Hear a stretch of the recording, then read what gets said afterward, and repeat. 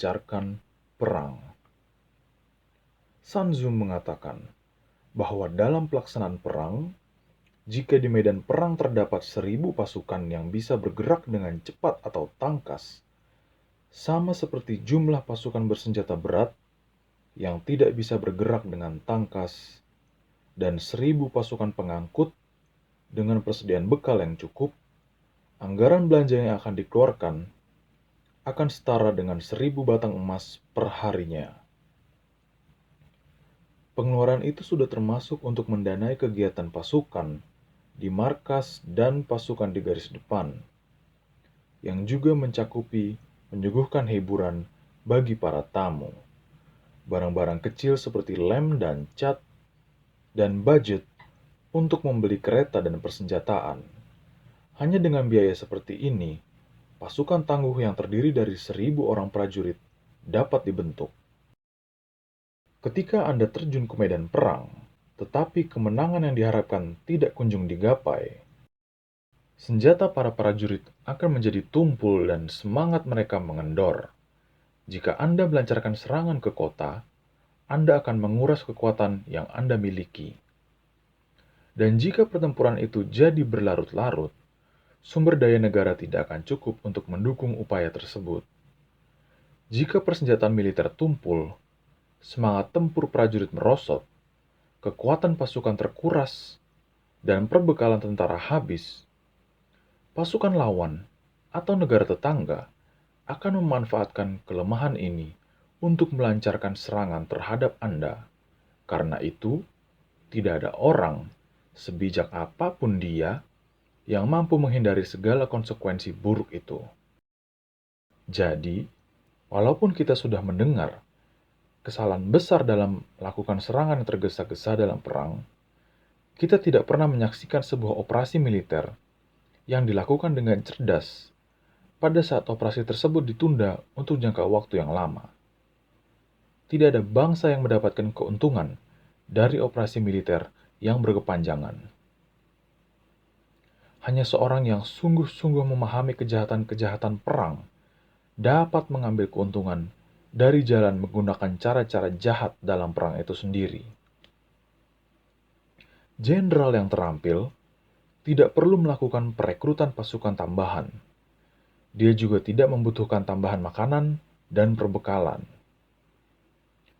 Bawalah peralatan perang dari negaramu sendiri, tetapi dapatkan makanan dari daerah musuhmu. Dengan demikian, pasukan akan mendapatkan pasokan makanan sesuai dengan yang mereka butuhkan. Negara bisa jatuh miskin karena mengatur pasukannya dan mengangkut semua perbekalan dari jarak jauh. Selain itu, mengangkut perbekalan dari negara asal yang jauh dari medan pertempuran juga dapat menyebabkan rakyat melarat. Di sisi lain, di wilayah tempat pasukan beroperasi, harga barang-barang akan melonjak naik. Harga yang melambung tinggi akan mengakibatkan kekayaan rakyat terkuras habis. Ketika kekayaan rakyat terkikis, maka biaya pajak akan dibebankan kepada rakyat jelata. Dengan kehilangan kekayaan dan kehabisan tenaga seperti ini, kekayaan di rumah-rumah penduduk juga ikut dikeruk, dan pendapatan penduduk akan berkurang hingga 70%. Ketika pemerintah menanggung berbagai biaya untuk kereta perang yang hancur, kuda, baju tempur dan topi baja, busur dan anak panah, tombak dan perisai, jubah pelindung, serta sapi dan kereta pengangkut barang, maka kerugian pemerintah diperkirakan mencapai 60% dari seluruh aset yang dimilikinya. Karena itu, seorang jenderal yang bijaksana akan memastikan para prajuritnya bisa menguasai lumbung perbekalan dan makanan musuh. Merebut satu kereta perbekalan musuh sebanding dengan 20 kereta perbekalan milik sendiri. Demikian pula halnya, menghabiskan satu pikul makanan ternak musuh nilainya sama dengan 20 pikul makanan ternak sendiri. Untuk membunuh musuh, para prajurit kita harus membencinya terlebih dahulu. Agar mereka merasakan keuntungan dari mengalahkan musuh, mereka mestinya diberi hadiah materi. Karena itu, dalam pertempuran menggunakan kereta perang, ketika 10 atau lebih kereta sudah ditaklukkan, mereka yang pertama kali berhasil menaklukkan 10 kereta musuh layak diberi penghargaan. Selanjutnya, gantilah bendera musuh dengan bendera kita sendiri. Kemudian, gunakan kereta musuh bersama-sama dengan kereta milik kita.